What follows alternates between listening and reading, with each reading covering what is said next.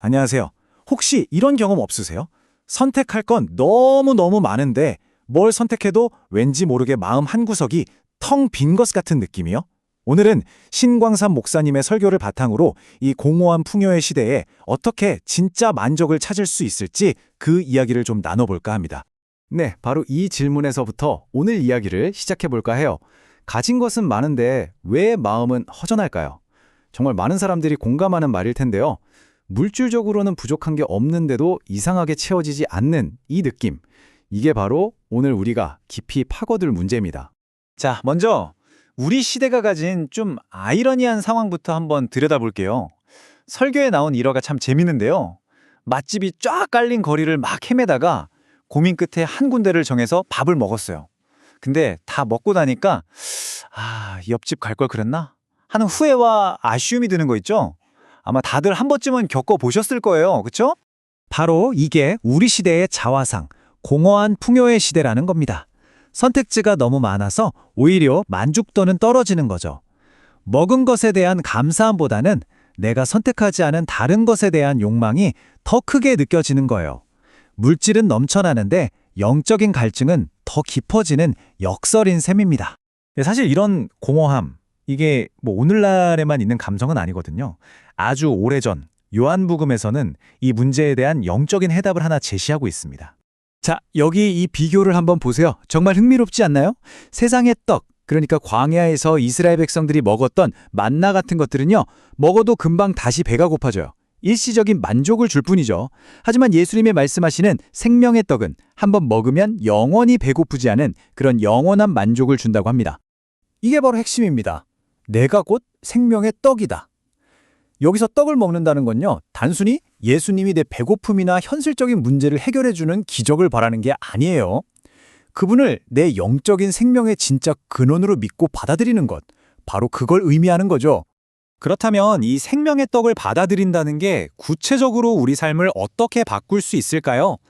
설교에서는 크게 세 가지의 놀라운 변화를 이야기합니다. 이 내면의 변화가 정말 대단한데요. 첫 번째 변화는 끝이 없던 세상적인 욕심, 시기, 분노 같은 것들이 서서히 힘을 잃기 시작한다는 거예요. 그리고 두 번째는 오직 나만을 위해 살던 삶의 방향이 바뀌어서 다른 사람을 위해 사랑으로 희생하는 삶을 살게 되고요. 마지막으로 세 번째 변화는 죽음에 대한 막연한 두려움을 이기고 영원한 생명에 대한 소망을 갖게 된다는 겁니다. 자, 그럼 이 개념을 좀 더 깊이 이해하기 위해서 영화 노아 이야기로 한번 들어가 볼게요. 이 영화가 아주 강력한 비유를 보여주거든요. 영화 속에서 노아는요, 하나님으로부터 정말 어마어마하고 어떻게 보면 좀 끔찍한 사명을 받았다고 믿게 돼요. 그건 바로 대형수가 끝난 뒤에 인류의 씨를 완전히 말려버려야 한다는 거였어요. 그런데 문제가 생기죠. 며느리가 쌍둥이 딸, 그러니까 자신의 손녀들을 낳은 거예요. 노아는 이제 정말 불가능한 선택의 기로에 서게 됩니다. 자신이 이해한 하나님의 그 냉정한 명령을 그대로 따라야만 하는 그런 끔찍한 상황에 놓인 거죠. 자, 여기서 잠시 멈춰서 한번 상상해 볼까요? 만약 여러분이 노아의 입장이었다면 과연 어떤 선택을 하셨을까요? 정말 상상조차 하기 힘든 순간이죠.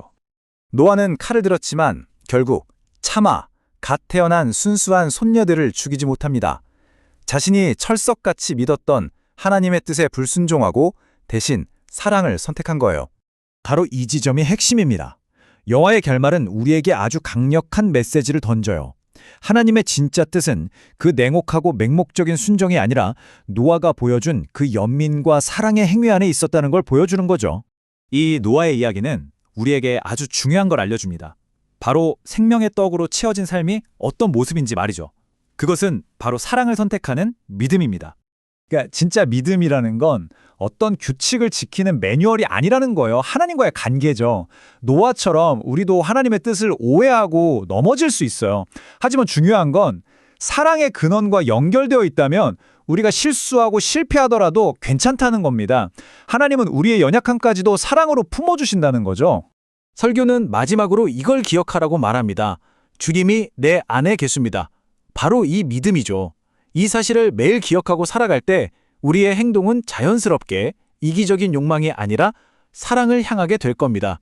자, 이제 마지막으로 이 질문을 여러분 자신에게 한번 던져보셨으면 좋겠습니다.